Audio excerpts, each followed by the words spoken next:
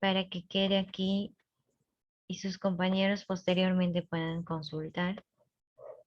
Ok, entonces, la semana pasada estudiamos cómo medir la concentración en una mezcla.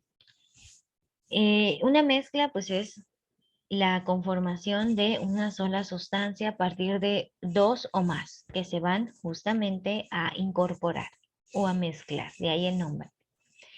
Entonces, estas dos sustancias se pueden identificar como soluto y disolvente. El soluto siempre va a ser la sustancia que está en menor cantidad y el disolvente aquella que se va a encontrar en mayor cantidad. Ahora, cuando nosotros hablamos de una concentración, tratamos de identificar qué porcentaje de soluto hay en la mezcla, no en el disolvente, sino en la mezcla. Habíamos mencionado en ese momento un ejemplo. ¿Cuál es la concentración de 20 gramos de azúcar disueltos en 250 mililitros de agua?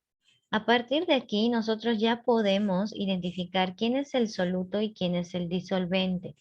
El soluto siempre va a ser la cantidad más pequeña, en este caso el azúcar. Y el disolvente es la cantidad que encontramos en su mayoría. Entonces, en este caso, tenemos más cantidad de agua que de azúcar, por lo tanto, el agua es el disolvente. Ahora, ¿cómo podemos calcular la concentración del soluto? Dividiendo la cantidad de sustancia entre la mezcla, no entre el disolvente. Ojo ahí, el disolvente serían los 250 mililitros de agua, pero no sería correcto contemplar solamente al disolvente porque la mezcla es la unión de ambas cantidades, soluto y disolvente. Entonces tenemos que dividir los 20 gramos entre la mezcla total que vamos a formar, que es los 20 más los 250. Es decir, 20 entre 270. Hay que dividir siempre el soluto entre la suma del soluto con el disolvente. En este ejemplo, por eso nos da 270, porque son 250 más los 20. Siempre va a ser así. Hay que dividir entre la suma de ambos. Luego de esa división tenemos que multiplicar por 100 para que la respuesta esté en porcentaje. En este ejemplo, cuando multiplicamos por 100 ya nos da 7.4. ¿Qué quiere decir? Que en la mezcla hay 7.4% de azúcar. Muy poca cantidad de azúcar en la mezcla total. Vamos a pasar a revisar aquellos que quedaron pendientes. Entonces teníamos tres situaciones. En la primera, ¿cuál es la concentración de 2.3 mililitros de alcohol en 300 mililitros de agua? ¿Cuál es el soluto y cuál es el disolvente? El soluto es el alcohol. Muy bien. Y el disolvente es el agua. Ahora, hay que dividir entonces 2.3 entre la suma del soluto con el disolvente. 2.3 más 300, ¿cuánto da?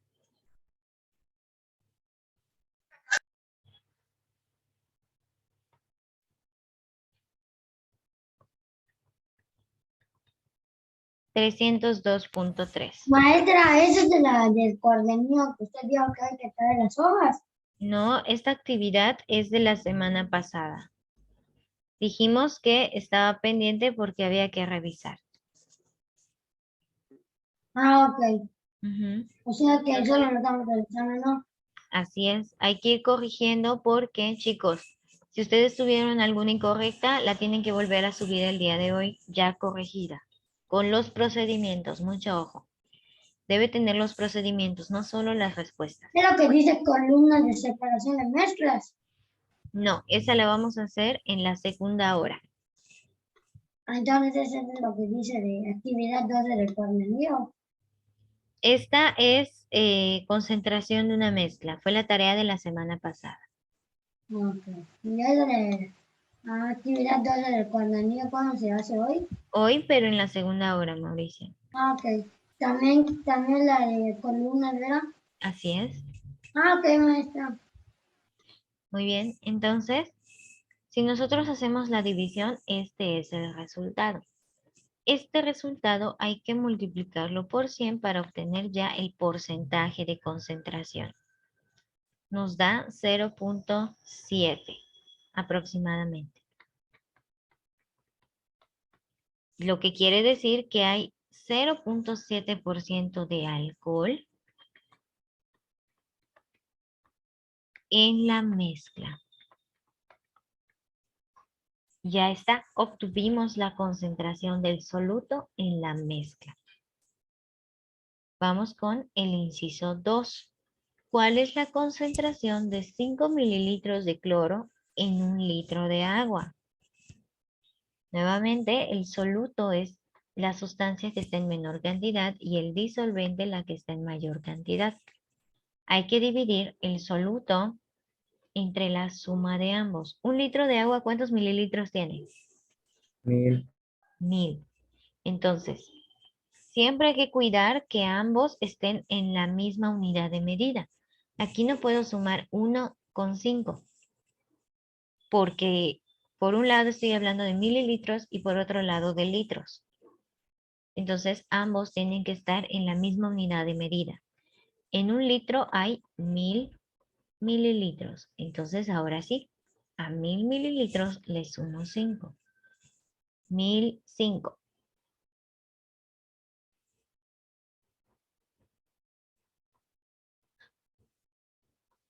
Si hago la división, 5 entre 1005 nos da 0.04.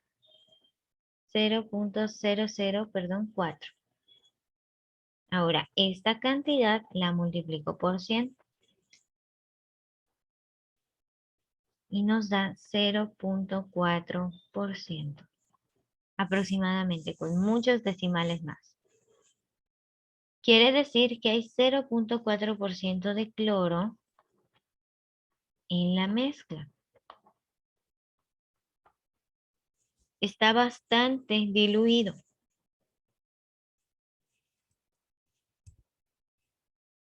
Y por último, ¿cuál es la concentración de 200 gramos de sal en 1 kilo de harina? Con el procedimiento que ejemplificamos anteriormente, ¿cuál sería la respuesta, chicos?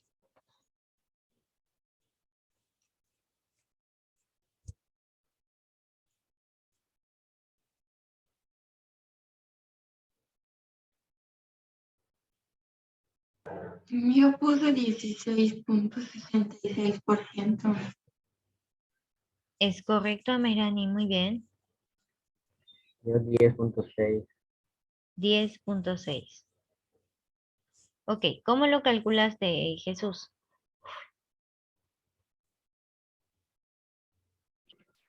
Pues al kilo lo pasé a gramos, tiene 1000 gramos. Ujú. Le sumé los 200 gramos. Ok, La división quedaría 200 entre 1200. No creo que era al revés. sí, siempre es el más pequeñito entre el grande. 200 entre 1200. ¿Eso cuánto nos da?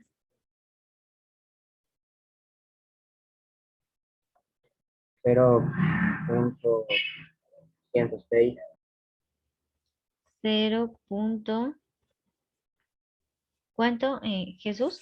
106. Ok, Yo solo con un 6 para. ok.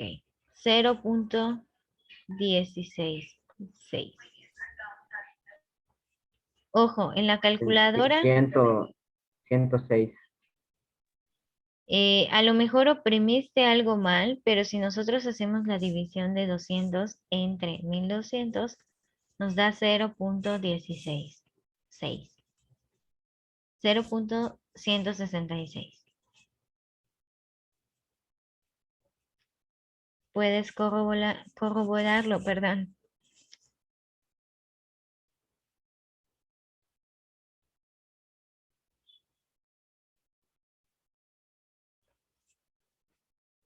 Luego, esta cantidad la multiplicamos por 100. Y es entonces cuando nos da 16.6% de sal en la mezcla. Listo.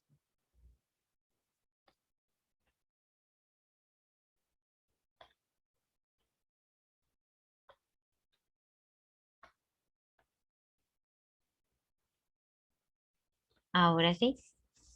Entonces, fíjense, a comparación de las otras dos, esta última mezcla es la más concentrada. Hay 16.6% de sal en la mezcla. Es decir, por cada 100 gramos de harina que nosotros tenemos, hay 16.6 gramos de sal. A comparación de la segunda, que fue 0.4% en la mezcla. Lo que quiere decir que por cada 100 mililitros de mezcla que nosotros tengamos, hay 0.4 de cloro mililitros. De manera similar con el alcohol. Entonces, ¿para qué nos sirve saber la concentración? Para identificar qué tanto hay de soluto en la mezcla. Qué tanta de presencia tiene esta sustancia que es soluto en la mezcla. Este tipo de conocimientos, chicos, lo manejan mucho las personas que están en medicina para preparar medicamentos, para suministrar medicamentos a diferentes tipos de pacientes de acuerdo a la condición física, de acuerdo a la edad, de acuerdo a la enfermedad incluso. Y es bien importante que ellos sepan la concentración de cada cosa para evitar accidentes. Entonces, este conocimiento a lo mejor en este momento pues no tiene tanta utilidad para ustedes, pero pues más adelante esto lo podrán conocer, identificar a lo mejor cuando estén ya en un ámbito más profesional. También las personas que se dedican a la elaboración de materiales, como por ejemplo las personas que están en constructoras, en empresas de constructoras, tienen que calcular el porcentaje de cada uno de los elementos cuando ellos preparan una mezcla. También en la industria alimenticia está ahí. ¿En qué otro tipo de industria? Por ejemplo, también cuando se realizan obras artísticas,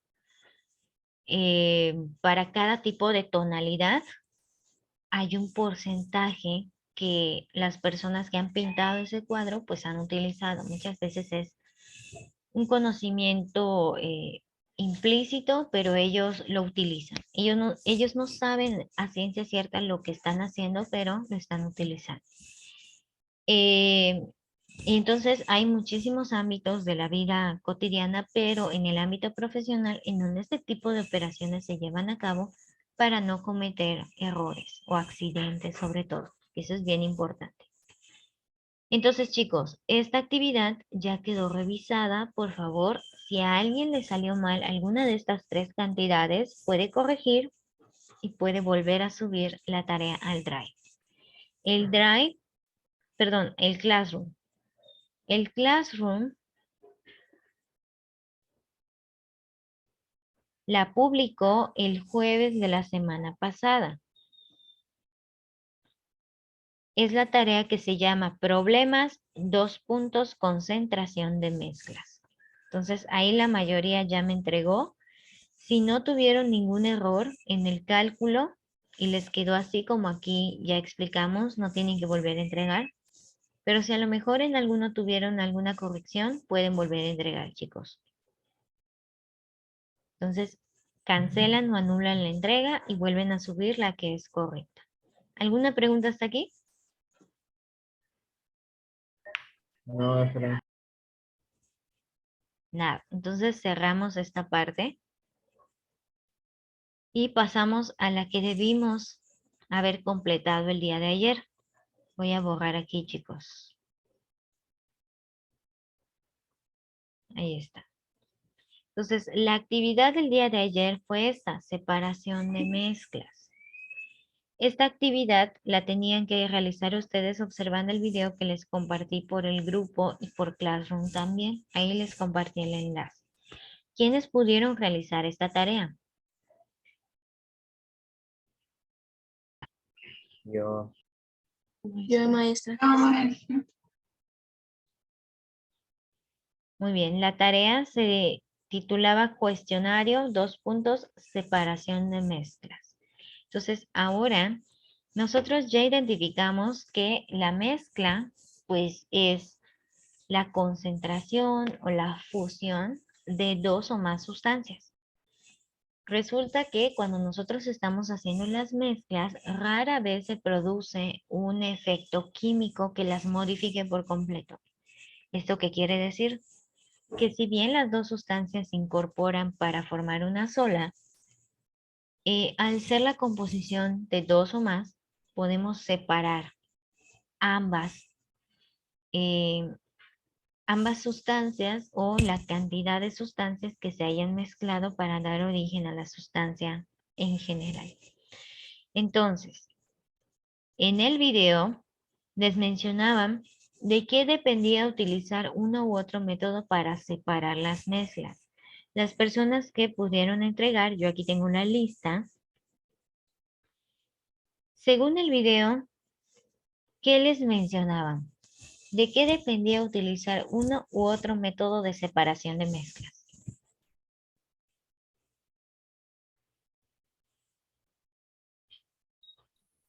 Que depende del tipo de componente de la mezcla y sus propiedades particulares. Muy bien, Sofi. No es lo mismo mezclar dos sólidos, por ejemplo, sal y azúcar. Al momento de mezclarlos, pues no se van a fusionar entre ellos, pero sí van a quedar integrados, ¿no? Que por ejemplo, separar agua y azúcar. El azúcar, pues, se disuelve más pronto en el agua y es más complicado separar el azúcar de agua que separar el azúcar de sal. Entonces va a depender mucho de las sustancias que se estén integrando para formar a la mezcla, las propiedades de esas sustancias y la mezcla en sí. Si es homogénea, si es heterogénea, si es una disolución, si es un concentrado, etcétera. Que estos son algunos ejemplos que vimos semanas anteriores.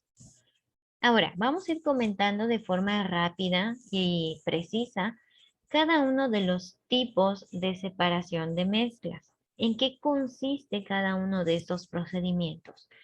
El primero es la decantación. ¿En qué consiste separar una mezcla por decantación? yo, Jesús, es un procedimiento físico en el cual separa un sólido de un líquido. ¿ok? Entonces, en la decantación, nosotros dejamos reposar una mezcla. La dejamos asentada por varios minutos o incluso varias horas. Conforme vaya pasando el tiempo, lo que va a suceder en la mezcla es que se va a separar. El sólido va a permanecer abajo y el líquido va a permanecer arriba. Entonces va a tener estas dos fases. El sólido queda asentado en el bote, en donde esté la mezcla, y el líquido pues queda por arriba. Entonces, en la decantación separamos un sólido de un líquido. Excelente. La evaporación, ¿en qué consiste? Yo, maestra. Fátima, adelante. Consiste en el paso lento y gradual de un estado líquido hacia un estado gaseoso. Excelente. Entonces, nosotros para evaporar y separar el líquido de otra sustancia, tenemos que introducir el calor. El calor hace que la sustancia ebulla y pase del estado líquido al gaseoso. ¿Algún ejemplo de la vida cotidiana en la que haya esta separación? Por ejemplo, en la cocina, ¿qué han ustedes observado? ¿Qué han podido cocinar o qué han mirado que las personas con las que viven cocinan, en las que ocurre esta separación de sólido a líquido a través del líquido evaporarse?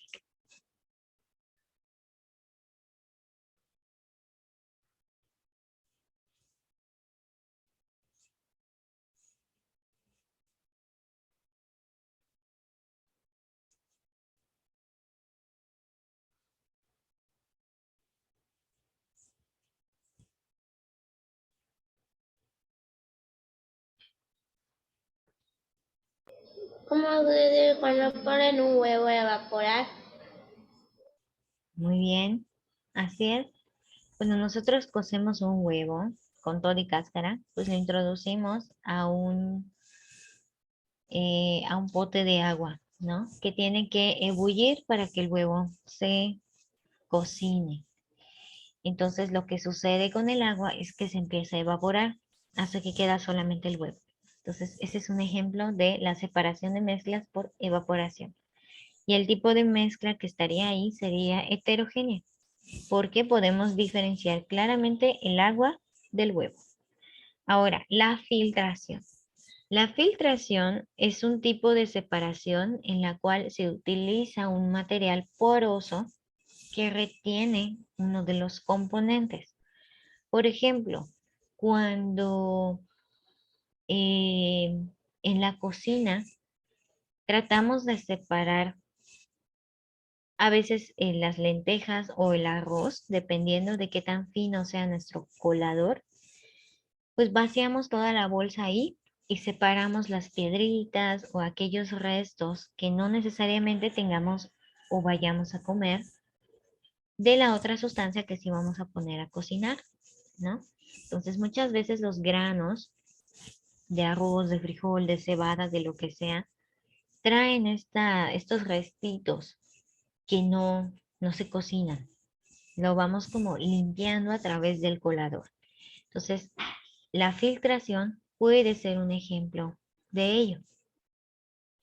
Cuando nosotros separamos una mezcla en donde tenemos que utilizar un medio que retenga uno de los dos componentes, es ahí cuando estamos filtrando a la mezcla. Por ejemplo, también cuando se hace jamaica, el jugo de jamaica, pues se tiene que cocer la hoja, se tiene que cocer la planta con el azúcar y demás, pero cuando nos sirven la jamaica, pues no nos lo dan con todo y planta, ¿verdad? Tienen que quitarle las plantitas a través de una telita que van exprimiendo para que nada más caiga el líquido, el jugo de la jamaica. Entonces, ese también es un ejemplo de filtración. Imantación, ¿en qué consiste?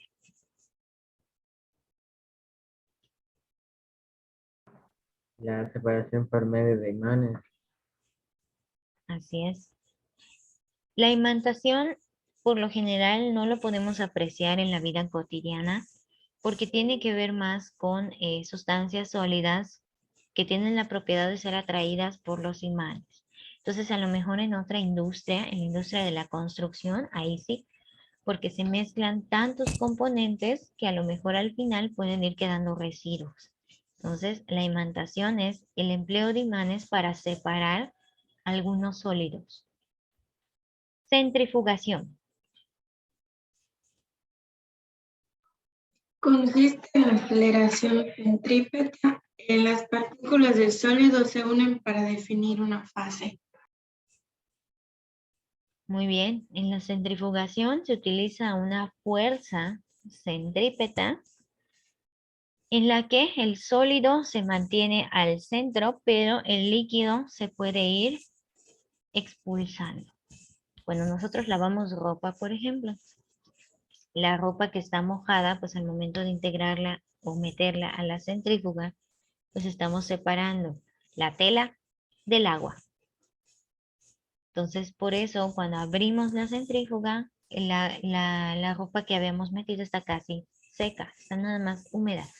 porque todo el líquido pues se tuvo que salir por esa fuerza que tiene el electrodoméstico.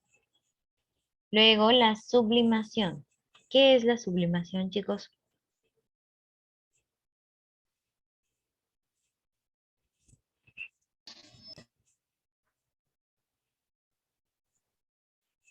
Es un, es un método de separación para transformar un sólido a gaseoso sin que pase el líquido.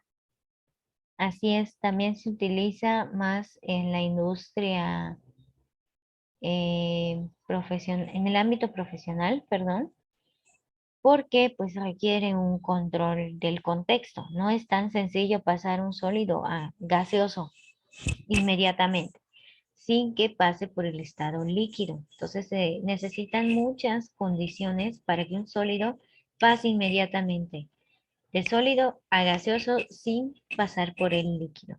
En un contexto normal, el sólido va a pasar primero al líquido y del líquido entonces se va a evaporar. Pero en la sublimación no, este cambio es directo. El sólido pasa a gas. Luego, la destilación.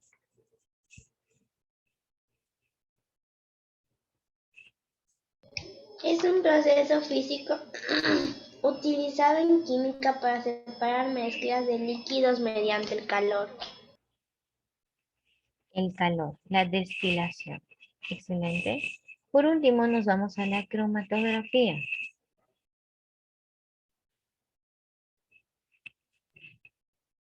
Es parecida a la filtración y es mediante una fase estacionaria. ¿Ok? A diferencia de la destilación, en la cromatografía se van observando fases. Por ejemplo, cuando nosotros mezclamos en acuarela los colores verde y azul, pues tenemos, perdón, amarillo y azul, pues tenemos verde. Cuando nosotros vamos pintando, pues siempre tenemos ese color, pero conforme lo vamos gastando del pincel, lo que va a ir ocurriendo, o incluso si nosotros la pintura la dejamos escurrir, lo que va a pasar es que el pigmento se va a empezar a separar. Lo que antes era verde se va a empezar a separar en aquellos pigmentos que tuvimos que mezclar para obtenerlo. Es decir, el verde se va a ir separando del amarillo y del azul. Pero tenemos que dejar que la mezcla repose bastante tiempo y utilizando un papel muy especial, no cualquiera.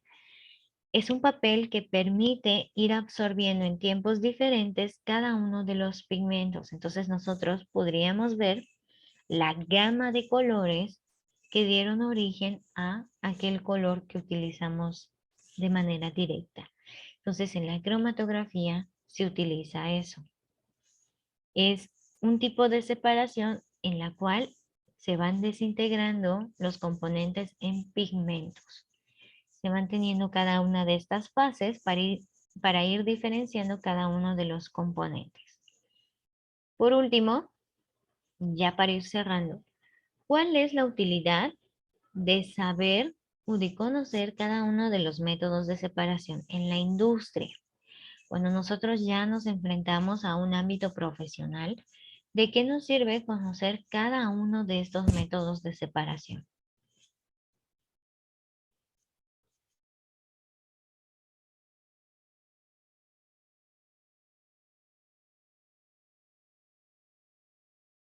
Yo puse maestra para conocer los componentes de muchas cosas a nuestro alrededor, ya sea por curiosidad o estudios, y también para ayudar a saber si muchas cosas pueden ser utilizadas por el humano y de esta manera él lo utiliza. Muy bien. La mayoría de las cosas que vamos a encontrar a nuestro alrededor son la consecuencia de fusionar varias sustancias puras. Entonces, cuando nosotros estudiamos una sustancia en particular, estudiamos sus propiedades, sus características, pero también de qué está compuesta, ¿no? Cuando nosotros identificamos a cada uno de sus componentes, Entonces podemos separarlos y estudiarlos de manera individual. Por ejemplo, en la industria de la medicina, la industria farmacéutica, sabemos que todos los medicamentos pues se elaboran a partir de otras sustancias que se extraen de la naturaleza. Todo lo que nos rodea está hecho a partir de la extracción de varios componentes de la naturaleza. La mayoría de los medicamentos se extraen de los animales, de sustancias animales. Obviamente, estas sustancias tienen que ser tratadas con muchísimo cuidado, porque muchas veces suelen ser tóxicas si se ingresan o si se introducen al cuerpo de manera directa. Entonces, estas sustancias tienen que ser tratadas en la industria farmacéutica para purificarlas, por así decir, y poder utilizarse para el consumo humano. Por ejemplo, algunos medicamentos que se utilizan para el Alzheimer o para algún tipo de tratamiento de dolor provienen de sustancias tóxicas de algunos animales venenosos, como por ejemplo los escorpiones, las serpientes, las arañas. Sabemos que las sustancias venenosas, ¿qué hacen? Paralizan, ¿no? Entonces, cuando paralizan, pues se inhibe todo tipo de dolor. Ya no sientes esa parte de tu cuerpo. Entonces, los medicamentos que se utilizan para tratar algún tipo de dolor, por lo general, son derivados de este tipo de sustancias naturales. No es que nos vayan a introducir o no es que nos vayamos a tomar el veneno como tal, no, sino que esta sustancia que proviene de animales se trata en la industria de manera tan específica y tan cuidadosa que entonces ya es apta para el consumo humano. Entonces, para eso nos sirve el estudio de diferentes tipos de separación de mezclas. Estas son las básicas. En el ámbito profesional existen muchísimos otros tipos de separación que ya involucran incluso aparatos más modernos, técnicas más especializadas, más precisas de acuerdo a la sustancia que vayan a separar, pero que al final tienen ese objetivo, el identificar las características de cada componente para saber si el humano puede consumirlo para cierta cosa, para un malestar, para a lo mejor un tratamiento de algún tipo de enfermedad y no solamente para una medicación. Excelente, chicos. Entonces, de esta manera, pues ya dimos un repaso general de todo lo que ustedes tuvieron que ir anotando en su cuestionario al momento de realizarlo. Este cuestionario se entregaba el día de ayer antes de las 4, pero por esta situación del internet que les comenté, entiendo que varios no hayan podido hacerlo porque ya el internet nos regresó hasta muy tarde, como a las 8 o 9 de la noche, ya teníamos el internet por este servicio. Entonces, si hubo alguien que no pudo realizarlo, chicos, lo pueden anexar hoy también. Maestro, yo no lo había entendido así totalmente todo. Lo hice, no sé si también cómo lo hice. Si tiene los elementos que acabamos de compartir entre tus compañeros, Mauricio. Sí, sí los tiene. Entonces es correcto. Si a alguien le faltó completar alguna información, puede completarla el día de hoy y anexar esta tarea al Classroom, chicos. En caso de que no hayan podido entregarla, ¿sí? Entonces igual hoy antes de las 4, ya con el internet estable y demás, pues pueden realizar la tarea, no pasa nada. Se entiende que fue una situación fuera de nuestras manos. Ok, chicos, para la siguiente hora de clase, pues nosotros vamos a trabajar con el cuadernillo, más bien la actividad 12 del cuadernillo. Entonces, debieron ya sea imprimirla o copiarla en la libreta, el documento ya lo tienen. Entonces, es lo que vamos a trabajar en la siguiente hora de clase. Por esta hora, chicos, sería todo. Entonces, nos vemos en un ratito para la siguiente actividad. Muchas gracias, chicos. Nos vemos al ratito. Gracias, maestra. Bueno, maestra. Cuídense, maestra.